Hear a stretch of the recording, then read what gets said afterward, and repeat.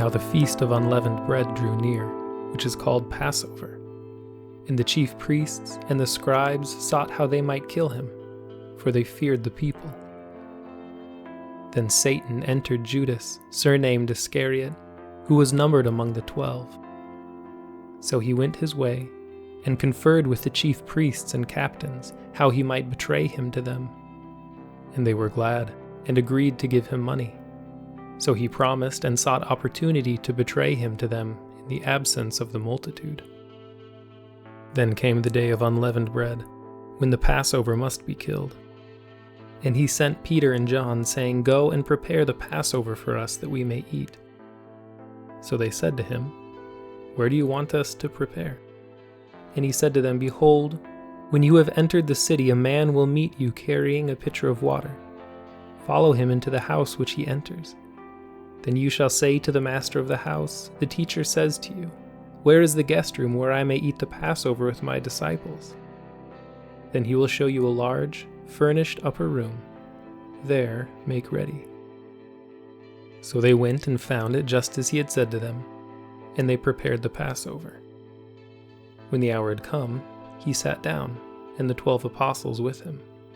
Then he said to them, "With fervent desire I have desired to eat this Passover with you before I suffer. For I say to you, I will no longer eat of it until it is fulfilled in the kingdom of God."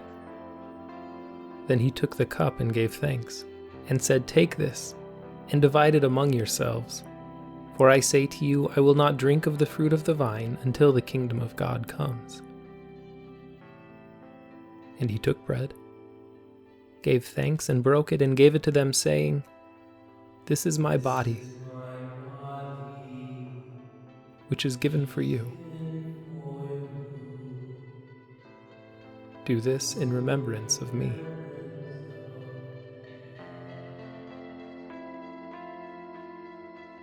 Likewise, he also took the cup after supper, saying, "This cup is the new covenant in my blood, which is shed for you. But behold, the hand of my betrayer is with me on the table. And truly the Son of Man goes as it has been determined, but woe to that man by whom he is betrayed." Then they began to question among themselves which of them it was who would do this thing. Now there was also a dispute among them as to which of them should be considered the greatest. And he said to them, "The kings of the Gentiles exercise lordship over them, and those who exercise authority over them are called benefactors. But not so among you. On the contrary, he who is greatest among you, let him be as the younger, and he who governs as he who serves. For who is greater, he who sits at the table, or he who serves? Is it not he who sits at the table? Yet I am among you as the one who serves. But you are those who have continued with me in my trials, and I bestow upon you a kingdom, just as my Father bestowed one upon me, that you may eat and drink at my table in my kingdom, and sit on thrones judging the 12 tribes of Israel." And the Lord said, "Simon, Simon, indeed Satan has asked for you that he may sift you as wheat. But I have prayed for you, that your faith should not fail. And when you have returned to me, strengthen your brethren." But he said to him, "Lord, I am ready to go with you both to prison and to death." Then he said, "I tell you, Peter, the rooster shall not crow this day before you will deny 3 times that you know me." And he said to them, "When I sent you without money bag, knapsack, and sandals, did you lack anything?" So they said, "Nothing." Then he said to them, "But now he who has a money bag, let him take it, and likewise a knapsack. And he who has no sword, let him sell his garment and buy one. For I say to you that this which is written must still be accomplished in me." And he was numbered with the transgressors, for the things concerning me have an end. So they said, "Lord, look, here are 2 swords." And he said to them, "It is enough." Coming out, he went to the Mount of Olives as he was accustomed, and his disciples also followed him. When he came to the place, he said to them, "Pray that you may not enter into temptation." And he was withdrawn from them about a stone's throw. And he knelt down and prayed, saying, "Father, if it is your will, "Take this cup away from me. Nevertheless, not my will, but yours be done." Then an angel appeared to him from heaven, strengthening him. And being in agony, he prayed more earnestly. Then his sweat became like great drops of blood falling down to the ground. When he rose up from prayer and had come to his disciples, he found them sleeping from sorrow. Then he said to them, "Why do you sleep? Rise and pray, lest you enter into temptation." And while he was still speaking, behold, a multitude, and he who was called Judas, one of the 12, went before them and drew near to Jesus to kiss him. But Jesus said to him, "Judas, are you betraying the Son of Man with a kiss?" When those around him saw what was going to happen, they said to him, "Lord, shall we strike with a sword?" And one of them struck the servant of the high priest and cut off his right ear. But Jesus answered and said, "Permit even this." And he touched his ear and healed him. Then Jesus said to the chief priests, captains of the temple, and the elders who had come to him, "Have you come out as against a robber with swords and clubs? When I was with you daily in the temple, you did not try to seize me. But this is your hour and the power of darkness." Having arrested him, they led him and brought him into the high priest's house, but Peter followed at a distance. Now when they had kindled a fire in the midst of the courtyard and sat down together, Peter sat among them. And a certain servant girl, seeing him as he sat by the fire, looked intently at him and said, "This man was also with him." But he denied him, saying, "Woman, I do not know him." And after a little while another saw him and said, "You also are of them." But Peter said, "Man, I am not." Then after about an hour had passed, another confidently affirmed, saying, "Surely this fellow also was with him, for he is a Galilean." But Peter said, "Man, I do not know what you are saying." Immediately, while he was still speaking, the rooster crowed. And the Lord turned and looked at Peter. Then Peter remembered the word of the Lord, how he had said to him, "Before the rooster crows, you will deny me 3 times." So Peter went out and wept bitterly. Now the men who held Jesus mocked him and beat him. And having blindfolded him, they struck him on the face and asked him, saying, "Prophesy, who is the one who struck you?" And many other things they blasphemously spoke against him. As soon as it was day, the elders of the people, both chief priests and scribes, came together and led him into their council, saying, "If you are the Christ, tell us." But he said to them, "If I tell you, you will by no means believe. And if I also ask you, you will by no means answer me, or let me go. Hereafter the Son of Man will sit on the right hand of the power of God." Then they all said, "Are you then the Son of God?" So he said to them, "You rightly say that I am." And they said, "What further testimony do we need? For we have heard it ourselves from his own mouth." Then the whole multitude of them arose and led him to Pilate. And they began to accuse him, saying, "We found this fellow perverting the nation and forbidding to pay taxes to Caesar, saying that he himself is Christ, a king."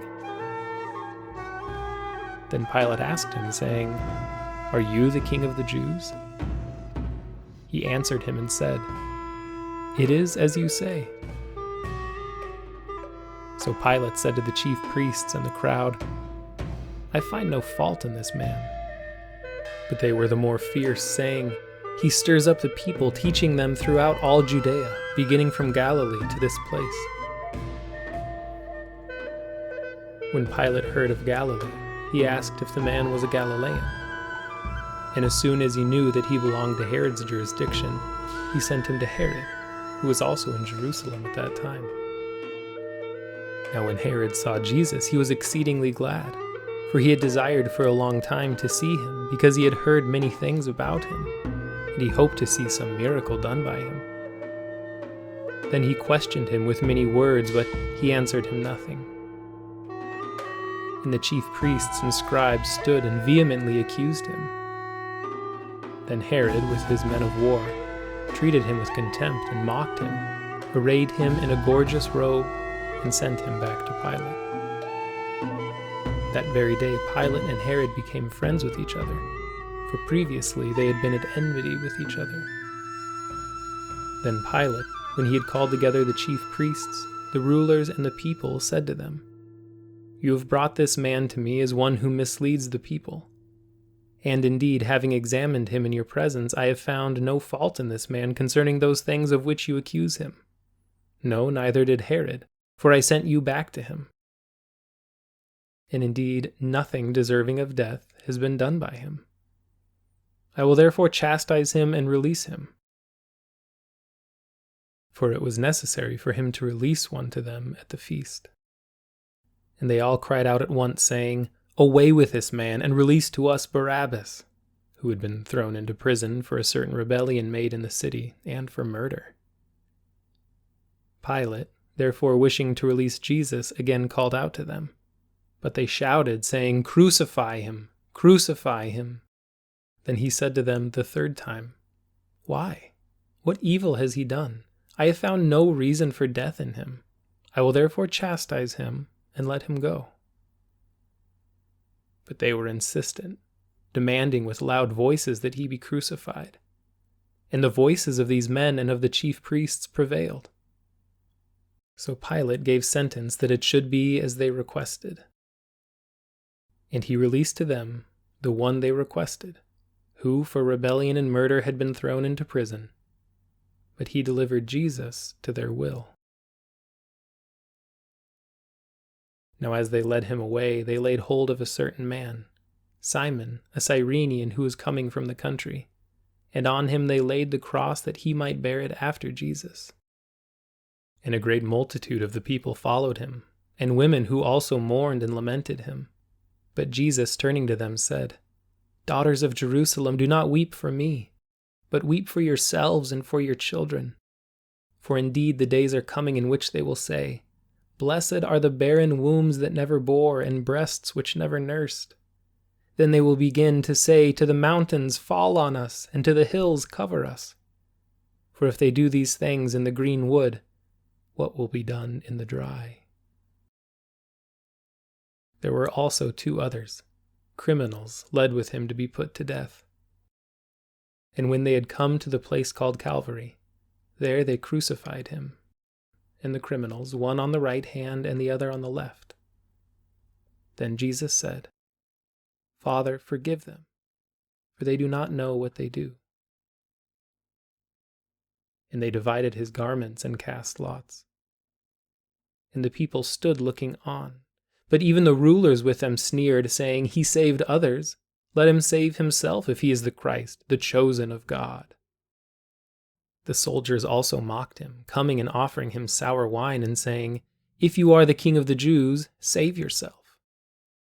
And an inscription was also written over him, in letters of Greek, Latin, and Hebrew, "This is the King of the Jews." Then one of the criminals, who were hanged, blasphemed him, saying, "If you are the Christ, save yourself and us." But the other, answering, rebuked him, saying, "Do you not even fear God, seeing that you are under the same condemnation? And we indeed justly, for we receive the due reward of our deeds. But this man has done nothing wrong." Then he said to Jesus, "Lord, remember me when you come into your kingdom." And Jesus said to him, "Assuredly I say to you, today you will be with me in paradise." Now it was about the 6th hour, and there was darkness over all the earth until the 9th hour. Then the sun was darkened, and the veil of the temple was torn in two. And when Jesus had cried out with a loud voice, he said, "Father, into your hands I commit my spirit." Having said this, he breathed his last.